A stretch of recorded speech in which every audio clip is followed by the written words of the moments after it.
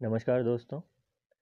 आज का यह वीडियो उन छात्रों के लिए है जो सिविल सेवा मुख्य परीक्षा के दौरान वैकल्पिक विषय हिंदी साहित्य ले चुके हैं या लेना चाहते हैं। आज हम बात करेंगे इसके सिलेबस की। ऑप्शनल 2 पेपर होते हैं जो 250 नंबर के होते हैं और आपके सिलेक्शन के लिए यह सबसे इम्पॉर्टेंट हो सकते हैं। तो देख लेते हैं इसका सिलेबस। आप चाहे हिंदी माध्यम से हों चाहे इंग्लिश माध्यम से, यह पेपर आपको हिंदी में ही लिखना होगा। तो इसमें जो पहला प्रश्न पत्र है उसमें है भाग क, जिसमें है हिंदी भाषा और नागरी लिपि का इतिहास। इसमें आपको अपभ्रंश, अवहट और प्रारंभिक हिंदी का व्याकरणिक तथा अनुप्रयुक्त स्वरूप, अर्थात कैसे जैसे भांति चली गई, इसके बारे में पढ़ना होगा। अपभ्रंश, अवहट, प्रारंभिक हिंदी। दूसरी तरफ अगर यूपी पीसीएस में आप ये देखें तो आपको पाली भाषा भी पढ़नी होगी। इसके बाद है मध्यकाल में ब्रज और अवधि का साहित्यिक भाषा के रूप में विकास। तो मध्यकाल में कैसे कैसे ब्रज और अवधि का विकास होता चला जाता है, इस बारे में आपको पढ़ना होगा। इसके बाद है सिद्धनाथ साहित्य, खुसरो, संत साहित्य, रहीम आदि कवियों और दक्कनी हिंदी में खड़ी बोली का प्रारंभिक स्वरूप। सिद्धनाथ साहित्य आपने गोरखनाथ सुना होगा, खुसरो, अमीर खुसरो, इनके बारे में आपको पढ़ना है। इसके बाद है 19वीं शताब्दी में खड़ी बोली और नागरी लिपि का विकास। इसमें आप भारतेंदु हरिश्चंद्र से आगे चले जाएंगे और खड़ी बोली के संपूर्ण विकास को पढ़ेंगे। इसके बाद है हिंदी भाषा और नागरी लिपि का मानकीकरण।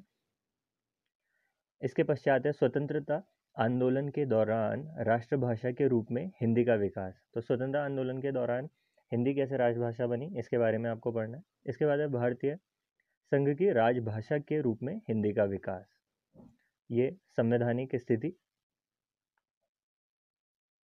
इसके बाद आएगा आपका हिंदी भाषा का वैज्ञानिक और तकनीकी विकास। इसके पश्चात हिंदी की प्रमुख बोलियां और उनका परस्पर संबंध। इसके पश्चात है नागरी लिपि की प्रमुख विशेषताएं और उनके सुधार के प्रयास तथा मानस हिंदी का स्वरूप। और इसके पश्चात है मानक हिंदी का व्याकरणिक संरचना। इसमें व्याकरण से संबंधित कारक, वचन इत्यादि यह सब। इसके बाद है भाग ख, जिसके अंतर्गत है सबसे पहले हिंदी साहित्य का इतिहास। हिंदी साहित्य की प्रासंगिकता क्या है, उसका महत्व क्या है और हिंदी साहित्य के इतिहास लेखन की परंपरा। इसके बाद है हिंदी साहित्य के इतिहास की निम्नलिखित 4 कालों की साहित्यिक प्रवृत्तियाँ। इसमें है सबसे पहले आदिकाल, जिसमें आपको सिद्ध, नाथ साहित्य और रासो साहित्य। रासो साहित्य में जैसे आपने पृथ्वीराज रासो सुना होगा, बहुत ही प्रसिद्ध है, जो चंद बरदाई ने लिखा है। तो इसके आपको प्रमुख कवियों के बारे में भी पढ़ना है, जैसे है चंद बरदाई, अमीर खुसरो। इसके बाद है हेमचंद और फिर है विद्यापति। इसमें विद्यापीठ लिखा है जो गलत है, विद्यापति। इसके पश्चात है भक्तिकाल। भक्तिकाल में संत काव्य धारा, सूफी काव्य धारा। इसमें आप पढ़ेंगे कबीर को। इसके बाद है कृष्ण भक्ति धारा, जिसमें आपको मीरा को पढ़ना है, रहीम को पढ़ना है। अच्छा, राम भक्ति धारा। राम भक्ति धारा में जैसे तुलसीदास जी हो गए, ऐसे ही इसमें प्रमुख कवि हैं कबीर, जायसी, जायसी वे जिन्होंने पद्मावत लिखा है। इसके बाद सूरदास और तुलसी, जिन्होंने रामचरितमानस लिखा है। इसके बाद है रीतिकाल।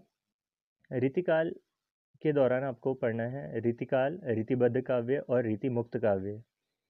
और इसके प्रमुख कवियों में है केशव, बिहारी, पद्माकर और घनानंद। और इसके पश्चात है आधुनिक काल। आधुनिक काल में आपको पढ़ना है नवजागरण, गद्य का विकास और भारतेंदु मंडल। इसमें प्रमुख लेखक एक तो स्वयं भारतेंदु हैं ही, और फिर हैं बालकृष्ण भट्ट और प्रताप नारायण मिश्र। इसके पश्चात हैं आधुनिक हिंदी कविता की मुख्य प्रवृत्तियाँ। इसमें आप पढ़ेंगे छायावाद, जिसके सबसे प्रसिद्ध हैं जयशंकर प्रसाद। फिर है प्रगतिवाद, जो कि मार्क्सवाद का ही साहित्यिक रूप है। फिर है प्रयोगवाद, फिर है नई कविता, नवगीत, फिर है समकालीन कविता और जनवादी कविता। इसके प्रमुख कवि हैं मैथिली शरण गुप्त, जयशंकर प्रसाद, सूर्यकांत त्रिपाठी निराला, महादेवी वर्मा, रामधारी सिंह दिनकर, सच्चिदानंद वात्स्यायन अज्ञे, गजानन माधव मुक्तिबोध और नागार्जुन। इसके बाद है कथा साहित्य। इसमें आप पढ़ेंगे उपन्यास और यथार्थवाद, हिंदी उपन्यासों का उद्भव और विकास, प्रमुख उपन्यासकार प्रेमचंद, जैनेन्द्र, यशपाल, रेणु, फणीश्वरनाथ रेणु और भीष्म साहनी। हिंदी कहानी का उद्भव और विकास, प्रमुख कहानीकार जैसे जयशंकर प्रसाद, अज्ञे, मोहन राकेश और कृष्णा सोबती। नाटक और रंगमंच, हिंदी नाटक का उद्भव और विकास, प्रमुख नाटककार भारतेंदु, जयशंकर प्रसाद, जगदीश चंद्र माथुर, राम कुमार वर्मा, मोहन राकेश। और हिंदी रंगमंच का विकास। इसके बाद है आलोचना खंड। आलोचना खंड में आप पढ़ेंगे हिंदी आलोचना का उद्भव और विकास, सैद्धांतिक, व्यवहारिक, प्रगतिवादी, मनोविश्लेषणवादी आलोचना और नई समीक्षा। इसके प्रमुख आलोचक हैं आचार्य रामचंद्र शुक्ल जी, आचार्य हजारी प्रसाद द्विवेदी जी, रामविलास शर्मा जी और नागेंद्र जी। इसके पश्चात हिंदी गद्य की अन्य विधाएं, जिसमें है ललित निबंध, रेखाचित्र, संस्मरण, यात्रा वृतांत। अच्छा, ऐसे ही फिर प्रश्न पत्र 2 में, इसमें कबीर द्वारा लिखित कबीर ग्रंथावली, जिसके संपादक हैं श्याम सुंदर दास। इसके केवल आपको आरंभिक 100 पद पढ़ने हैं, अन्य पद नहीं। इसके पश्चात है सूरदास का भ्रमर गीत सार, जिसके संपादक हैं रामचंद्र शुक्ल। इसमें भी केवल आरंभिक 100 पद ही पढ़ने हैं। इसके पश्चात तुलसीदास, रामचरितमानस, सुंदरकांड, कवितावली, इसमें केवल उत्तरकांड। इसके पश्चात है जायसी, पद्मावत, जिसमें सिंहलदीप खंड अर्थात श्रीलंका वाला और नागमती वियोग खंड। संपादक इसके हैं श्याम सुंदर दास। इसके बाद आपको पढ़ना है बिहारी रत्नाकर। इसमें भी केवल आरंभिक 100 पद ही पढ़ने हैं, जिसके संपादक जगन्नाथ दास रत्नाकर हैं। मैथिली शरण गुप्त की भारत भारती आपको पुस्तक पढ़नी है। जयशंकर प्रसाद की कामायनी, जिसके सबसे मुख्य सर्ग हैं चिंता और श्रद्धा सर्ग। फिर है सूर्यकांत त्रिपाठी निराला, राग विराग, राम की शक्ति पूजा और कुकुरमुत्ता। यहाँ पर शक्ति पूंजी लिखा है जो कि गलत है, राम की शक्ति पूजा और कुकुरमुत्ता। संपादक हैं रामविलास शर्मा। रामधारी सिंह दिनकर की कुरुक्षेत्र पढ़नी है। अज्ञे की असाध्य वीणा पढ़नी है। मुक्तिबोध की ब्रह्म राक्षस, नागार्जुन की बादल को घिरते देखा है, अकाल और उसके बाद और हरिजन गाथा।